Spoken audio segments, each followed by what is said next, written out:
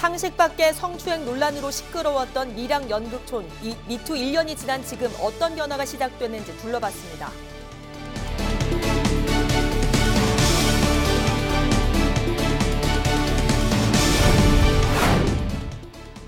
경기도 파주에 있는 한국 축구 대표팀 훈련시설인 축구종합센터 임대기간이 끝나면서 경남 3곳을 비롯한 전국 지자체 24곳이 유치 경쟁에 사활을 걸었습니다.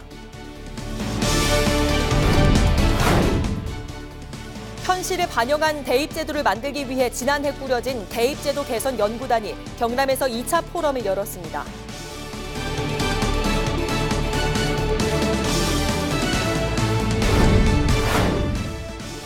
창원시가 최근 폭언 논란을 빚은 도시개발사업소장을 직위 해제했습니다.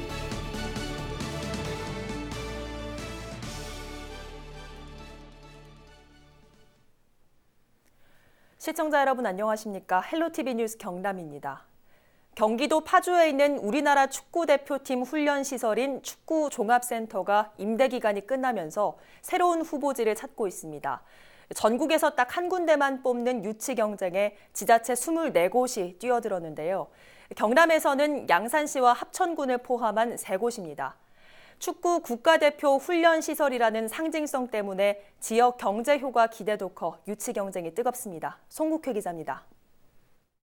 김일권 양산시장을 선두로 시민과 축구단체 등 130여 명이 응원 현수막을 들고 한자리에 모였습니다. 국가대표 축구종합센터의 양산 유치를 위해 시 공무원과 지역 정치권도 가세했습니다. 경기도 파주시의 우리나라 축구대표팀 훈련시설인 축구종합센터 부지의 임대 기간이 오는 2024년 끝나면서 전국 24곳의 지자체들이 유치 경쟁에 돌입했습니다.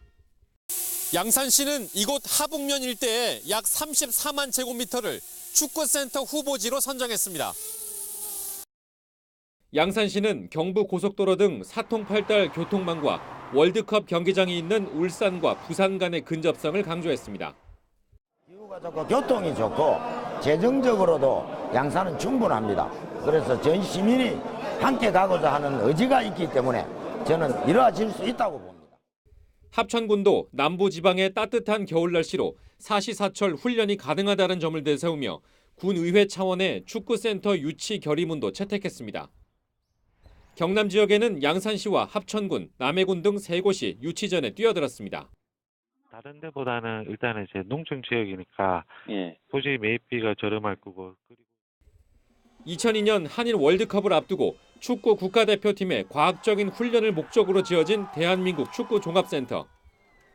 4강 신화를 써낸 한국 축구의 상징시설을 유치해 지역 홍보와 경제 효과까지 기대할 수 있는 기회를 두고 지자체들의 경쟁이 치열합니다. 헬로티비 뉴스 송국혜입니다. 지난해 2월 때 아닌 유명세를 탔던 밀양 연극촌 기억하십니까? 바로 상식 밖의 성추행 행각 때문인데요.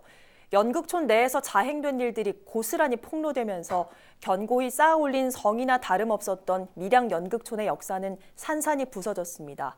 미투 이후 1년, 밀양 연극촌은 현재 어떤 모습일까요? 장보영 기자와 함께 짚어보겠습니다. 네, 장 기자. 지난해로 거슬러 올라가 보죠. 그동안 밀양 연극촌은 경남 연극의 뿌리이자 산실로 여겨지던 곳이었습니다. 그런 곳에서 연극촌의 수장이었던 이윤택 전 감독이 성추행을 여러 차례 자행했다 이런 사실이 알려졌었죠. 당시에 참 충격적이었습니다. 네, 맞습니다. 취재 당시에 밀양이 굉장히 침체된 분위기가 아직도 생생합니다. 네. 당시는 그 미투 운동이 굉장히 활발하던 시기였는데요. 당시 극단 미인의 김수희 대표가 이 이윤택 씨의 성추행을 폭로했었고 이후 20여 명에 가까운 연극단원들의 폭로가 계속됐습니다. 네. 안마를 요구하고 또 몸을 만지고 어떻게 보면 자신만의 성에서 왕노름을 해왔던 과거가 드러난 것이죠. 예. 하용부 밀양 연극총장의 성폭행도 폭로돼 충격이 더해졌고 당시 밀양 연극촌에 있었던 연희당 거리패도 수년간 성추행을 묵인해왔다며 해체됐습니다. 네. 북적였던 밀양 연극촌은 이 성추문이란 주홍 글씨가 쓰인 채 문을 닫았습니다. 네, 참 씁쓸하고 다시는 있어서는 안 될 그런 사건인데요. 네. 이런 일들을 벌였던 두 수장, 현재 어떻게 지내고 있습니까? 네, 현재 이윤택 전 감독은요, 이 극단원 9명을 25차례 성추행 성추행한 혐의로 1심에서 징역 6년형을 선고받았습니다. 네. 현재 항소심이 진행 중이고요. 이 하용부 촌장 같은 경우는 인간문화재를 반납했고 또 서울예대 교수직에서 물러난 것으로 알려져 있습니다. 네, 이제라도 이런 조치가 이루어져서 참 다행입니다. 네. 그런데 뭐 두 수장이 떠난 뒤 밀양 연극촌이 어떻게 운영되고 있는지 이 부분이 가장 중요한 지점 아니겠습니까? 맞습니다. 뭐 사건 터지고 문 닫을 당시에 저희가 뭐 관리가 제대로 안 되고 있다 이런 보도 해드렸잖아요. 맞습니다. 당시에 이제 밀양시에서는 연극촌에 대한 자율성을 우선으로 뒀어요. 왜냐하면 문화가 연계가 되어 있기 때문이에요. 그래서 이런 성추행 문제에 더해서 건물 관리가 부실한 부분도 좀 드러났습니다. 예. 당시 저희 기자가 현장에 좀 가봤었는데 정리가 안 된 모습들, 즉 방치된 석유통에 뭐 공연 소품과 녹슨 시설물까지 관리 부실이 여실히 드러났습니다. 네. 이에 따라서 밀양시는 팔을 걷어붙였습니다. 이번 사건으로 연극의 고장 밀양이란 명설에 그 먹칠을 할 수는 없으니까요. 네.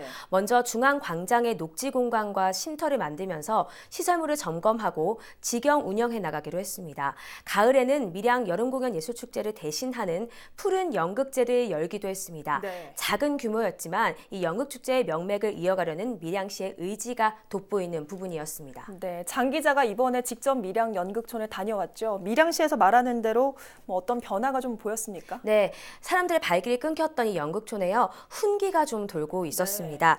연극인들 30여 명이 이곳에서 매일 연습을 좀 하고 있는데 제가 갔을 때는 연극을 다양한 시선으로 풀어보는 어떤 교육들이 한창 진행이 되고 있었습니다. 네. 이들은 청년 K스타 밀양 연극 아카데미에 참여한 사람들입니다. 22살부터 많으면 39살까지 광범위한 나이대 연극인들이고요. 네. 2018년에 하반기 1기를 거쳐서 올 상반기 2기가 본격 운영 중이고 또 아카데미에 참여하는 30명 중 숙식을 하면서 연극에 몰입하는 사람들이 20명 정도입니다. 네. 만족도가 높아서 1기에 이어서 2기까지 연이어 참석한 연극인들도 있었는데요. 이 연극인들의 목소리 한번 들어보시죠.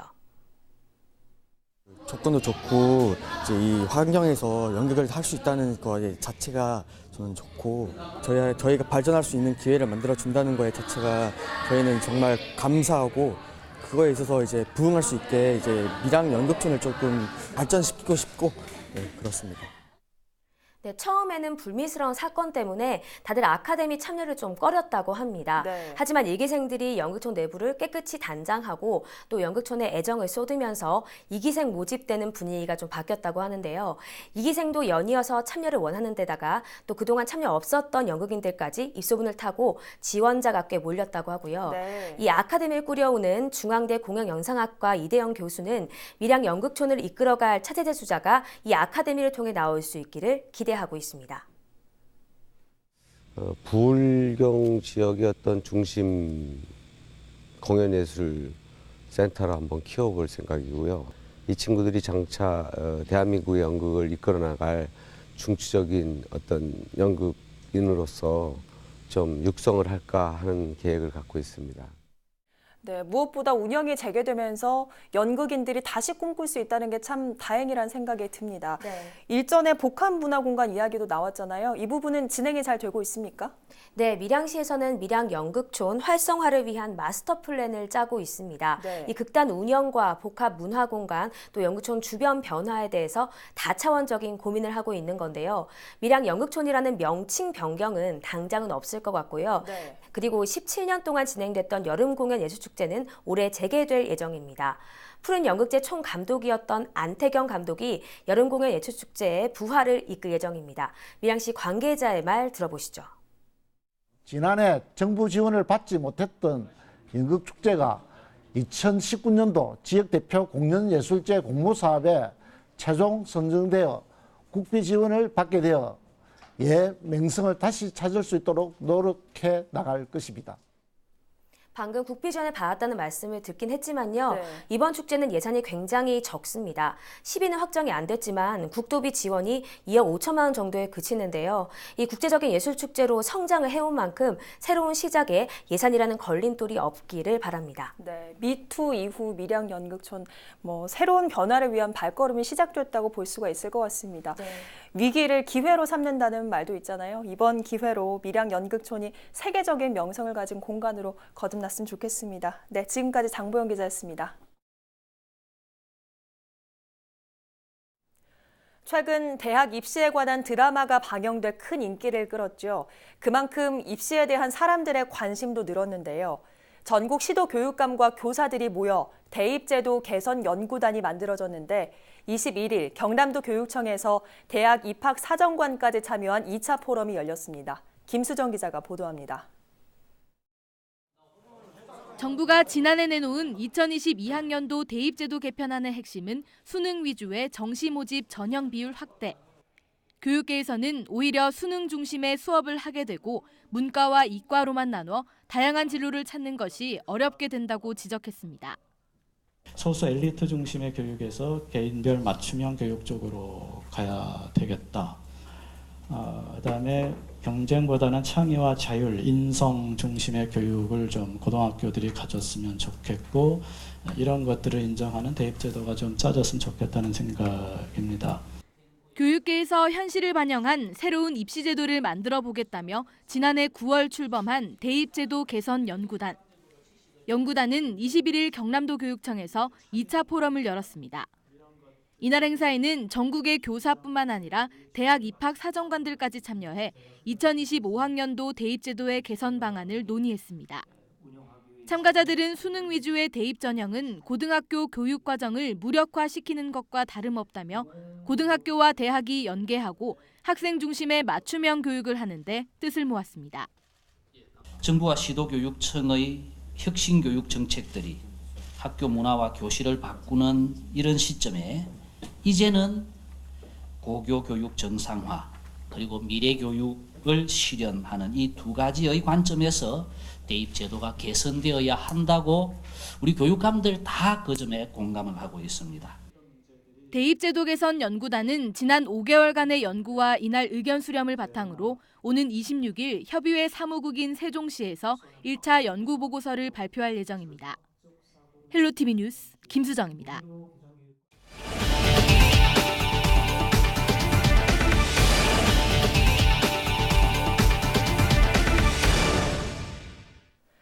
창원시가 최근 폭언 논란을 빚은 도시개발사업소장을 직위 해제했습니다.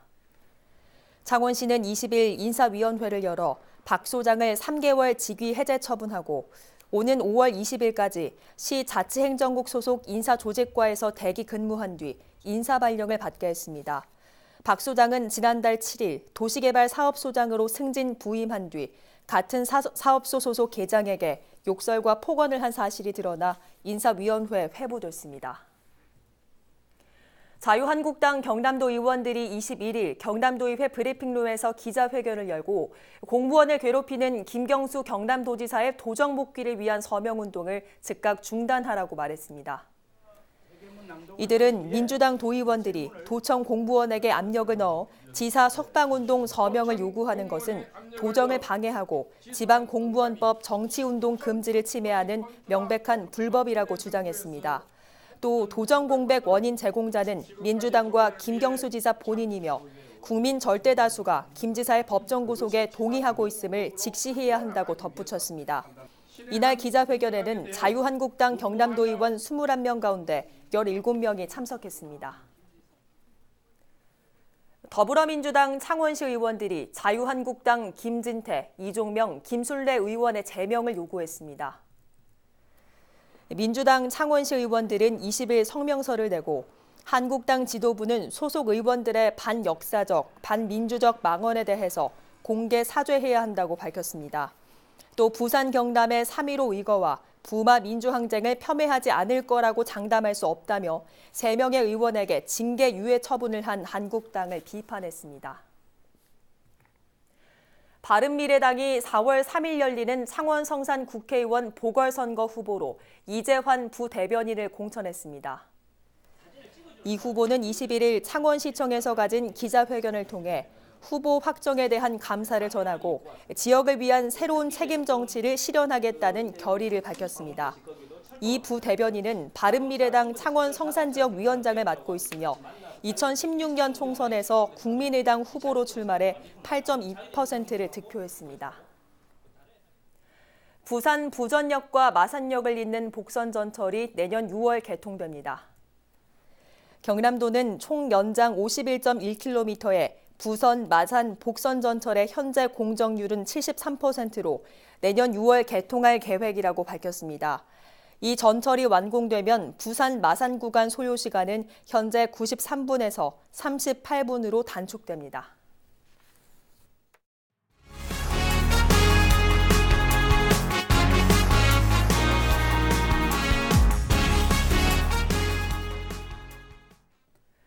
고객을 속여 개통한 휴대전화를 중고 매매상에 불법 판매한 대리점 업주와 종업원이 붙잡혔습니다. 업주 32살 김모 씨 등 3명은 지난 2017년 8월부터 지난해 9월까지 고객 55명의 명의로 휴대전화 86대를 개통해 판매해서 시가 1억 원 상당을 가로챈 혐의를 받고 있습니다. 경찰 조사 결과 이들은 고객에게 추가 개통을 하면 요금을 할인해주고 휴대전화 요금도 대신 내주겠다고 속인 것으로 드러났습니다. 김해시가 무연고 저소득층 사망자에 대해 공영 장례 서비스를 지원합니다. 김해시는 경제적인 어려움으로 장례를 치르지 못하거나 무연고자, 고독사, 저소득층인 경우를 대상으로 150만 원 이내 장례 지원금을 지급하고 김해 지역 15개 장례식장에서 1일장을 기준해 장례 서비스를 제공합니다. 공영 장례 지원은 전국 첫 사례로 김해시는 지난 12일 김해시 공영 장례 지원 조례를 제정했습니다. 문의는 김해시 생활안정과나 지역 행정복지센터로 하면 됩니다. 밀양시가 전국 지방자치단체 주민만족도 부문평가에서 전국 3위를 차지했습니다. 행정안전부에서 개최한 전국 지방자치단체 평가에서 밀양시는 인구 50만 미만 시 60곳 중 주민 만족도 분야에서 3위를, 종합순위로는 전국 10위를 기록했습니다.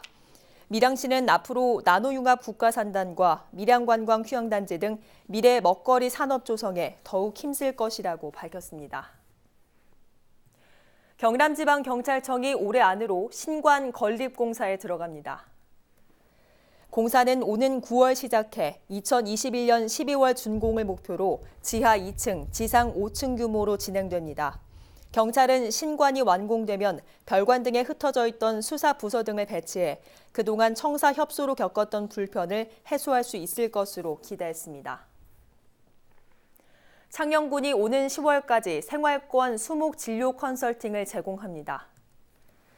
이 제도는 컨설팅을 신청하면 군에서 수목진료 전문가를 보내 원인을 진단한 뒤 처방전을 발급해주는 서비스입니다. 컨설팅 대상은 창녕군 내 아파트 녹지와 학교 숲, 사회, 복지, 청소년 시설 등 다중 이용 생활권 녹지입니다. 컨설팅 비용은 무료며 자세한 신청 방법과 내용은 창녕군청 산림녹지과로 문의하면 됩니다. 김해시가 효실천 공중위생업소를 지정하고 운영에 들어갑니다. 효실천 공중위생업소는 70세 이상 어르신에게 이용요금의 10% 이상 할인 서비스를 제공하는 곳으로 김해시는 그동안 서비스 평가에서 높은 등급을 받은 곳 가운데 대상업소를 지정했다고 밝혔습니다. 지정업소는 이발소 10곳, 미용실 30곳, 목욕탕 10곳 등 총 50곳입니다. 70세 이상 어르신은 이들 업소를 방문해 신분증을 제시하면 요금 할인을 받을 수 있습니다.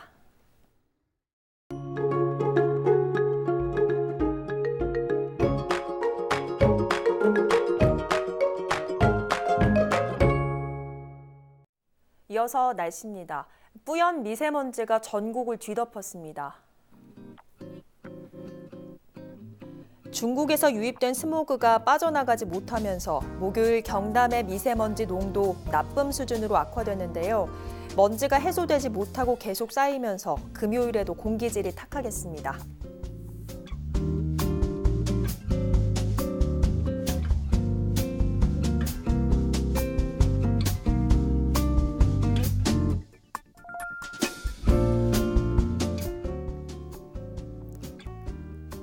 앞으로 기온은 점점 더 오르겠습니다.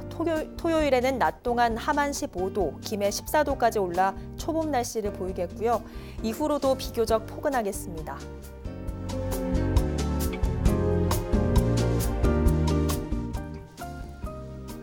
모든 해상이 흐린 가운데 물결은 최고 1.5m로 일겠고요. 바닷물의 높이가 높은 기간인 만큼 남해안 저지대에서는 만조시 침수 피해 없도록 대비가 필요하겠습니다.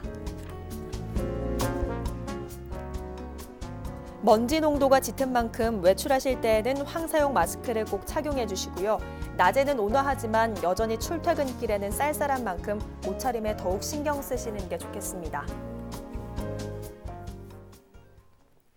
이상으로 헬로티비 뉴스 경남을 마칩니다. 오늘 뉴스는 유튜브 헬로 경남 채널을 통해 다시 보실 수 있습니다. 시청해주신 여러분 고맙습니다.